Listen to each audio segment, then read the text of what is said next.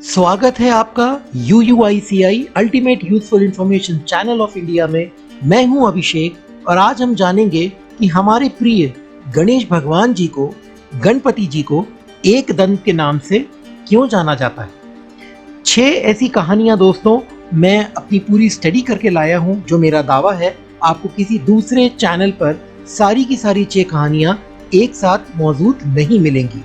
आइए जानते हैं।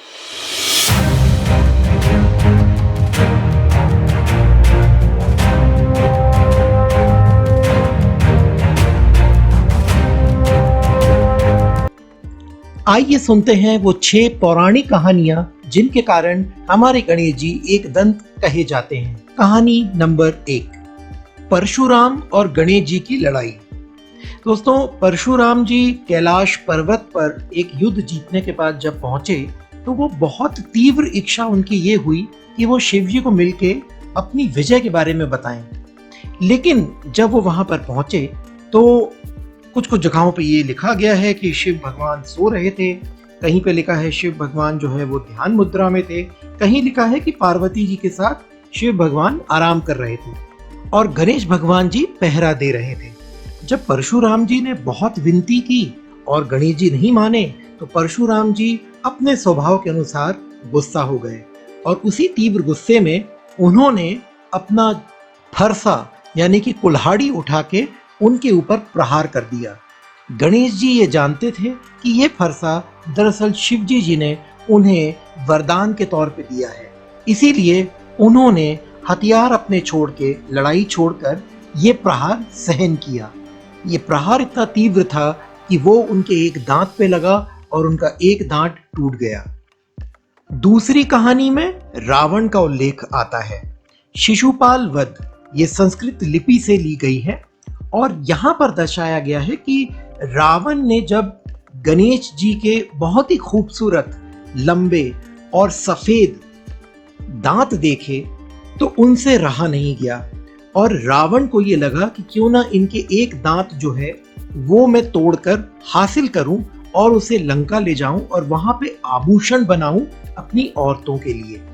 और इसीलिए उन्होंने युद्ध किया और जबरन जबरदस्ती उनके साथ में हाथापाई करके उन्होंने गणेश के एक दांत को तोड़ लिया। ये कहानी भी काफी दिलचस्प है। कार्तिक, गणेश के भाई कार्तिक जो स्वभाव से काफी सरल थे, वे एकाग्र होकर कुछ लिख पढ़ रहे थे।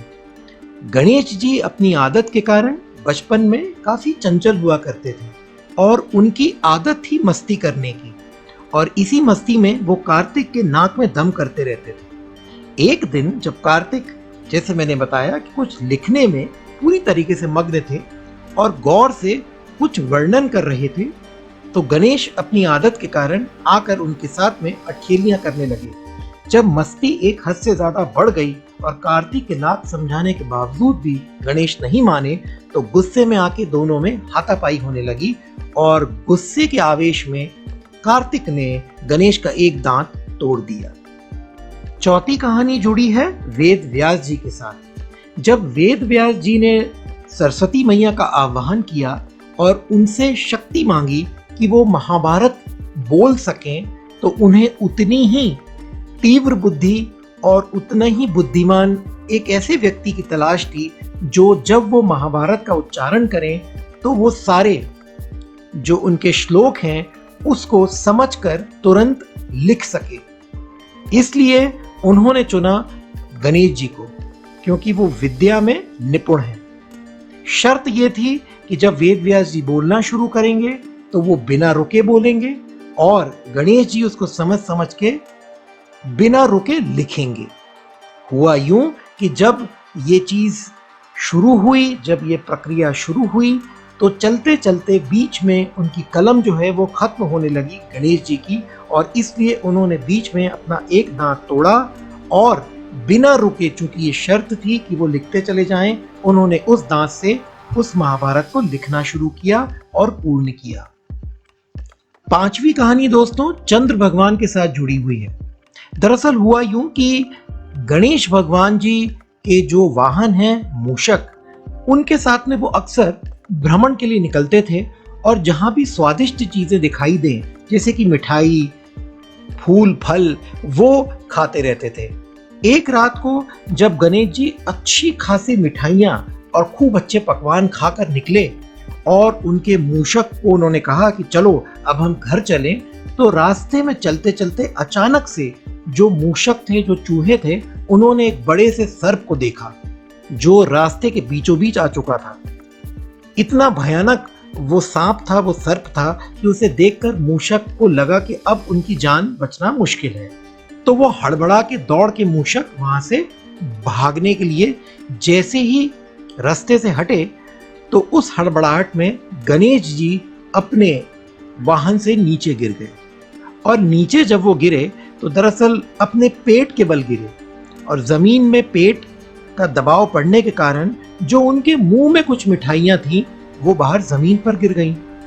जमीन पर गिरी मिठाई उठा के तुरंत गणेश ने मुंह के अंदर भर लिया और इस लंबे चौड़े भयावह सर्प को पकड़ के अपने पेट में बेल्ट के समान बांध लिया। चंद्र भगवान ऊपर से ये सब देख रहे थे और उनको अपनी हंसी पर नियंत्रण नहीं रहा। वो काफी जोर जोर से हंसने लगे। इस पर गणेश जी को काफी क्रोध आया और अपने क्रोध में, गुस्से में उन्होंने एक दांत तोड़कर ऊपर उछाल दिया और सीधा चंद्र भगवान के पास में फेंक दिया।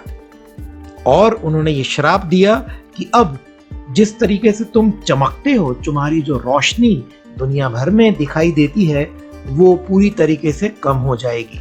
और हुआ भी यही। श्रापित चंद्र काफी ज्यादा परेशान हो गए।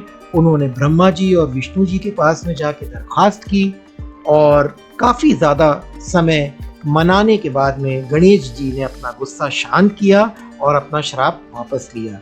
इसलिए भी गणेश जी को एक दंत कहा जाता है, क्योंकि यहाँ उन्होंने अपना एक दांत तोड़कर चंद्र पर वार किया था।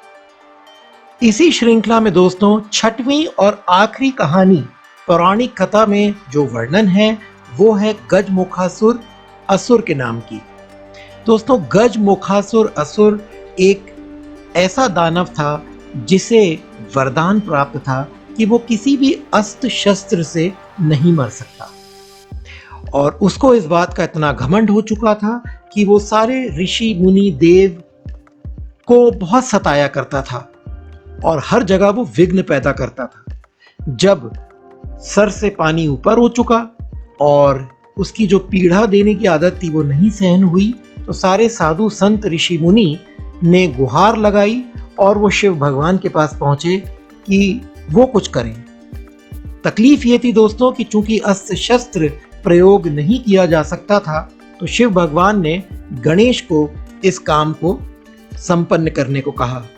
गणेश जब गजमुखासुर के साथ लड़ाई कर रहे थे तो एक ही बात उनके दिमाग में आई कि अस्त्र शस्त्र तो प्रयोग किया जा नहीं सकता, इसलिए उन्होंने अपना एक दांत तोड़ा और उसी दांत से गजमुखासुर का वध किया।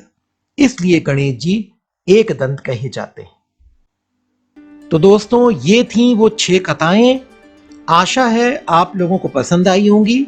जरूर कमेंट करके बताइएगा कि आपने कौन सी कहानी पहले नहीं सुनी थी, और क्या कोई कहानी आपके पास में मौजूद है। अगर है तो कमेंट में लिखें, उसे जरूर हम अपने YouTube वीडियो के अंदर शुमार करेंगे।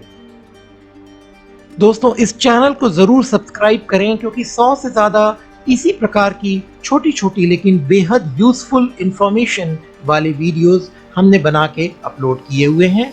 और जाते जाते दोस्तों एक ही रिक्वेस्ट है आपसे, अगर आपको ये वीडियो पसंद आया है तो जरूर लाइक करें, कमेंट करें, सब्सक्राइब भी करें और साथ ही साथ शेयर करें, ताकि आपके समान बाकी लोगों को भी ये जानकारी मिल पाए। शुक्रिया।